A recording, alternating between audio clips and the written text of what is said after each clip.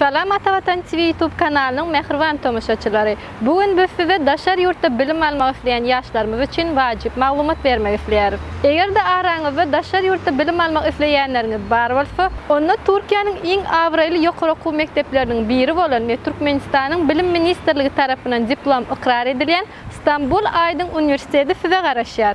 Mehribanlar, şeýlekem diňe bir Istanbul Aydın Üniversitetine del, eýsem Türkiýanyň bir näçe ýokary okuw mekdeplerine we Türkmenistanyň bilim ministrligi tarapyndan diplom ikrar edilýän üniversitetlerde bilim almak isleseňiz, Atavatan Danışmanlyk Terjime Merkezine ýetup bilersiňiz. Atavatan Danışmanlyk we Terjime Merkeziniň salgysy Aksaray mahallesi, Koçbey sokak, Erler apartman nomer 34 D7 gat 4 Fatih Istanbul.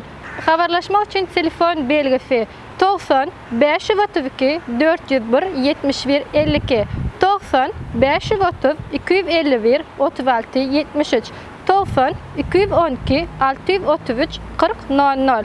Hormatly tamaşaçylarymyz, şu ýerde size ýene bir wady ýatlatyp geçmek isleýär. Daşar ýurtda bilim almak üçin resmi namalaryňyzyň dogry we takyk terjime edilmegi wajyp bolup durýar. Buning üçin bolsa, Aşgabat şäherine ýerleşýän Makul hyzmat terjime merkezine ýetup bilersiňiz. Onuň salgysy Oguzhan Ankara köçesi A blok 401. Habarlaşmak üçün telefon belgisi 863 78 96 73 862 60 52 61.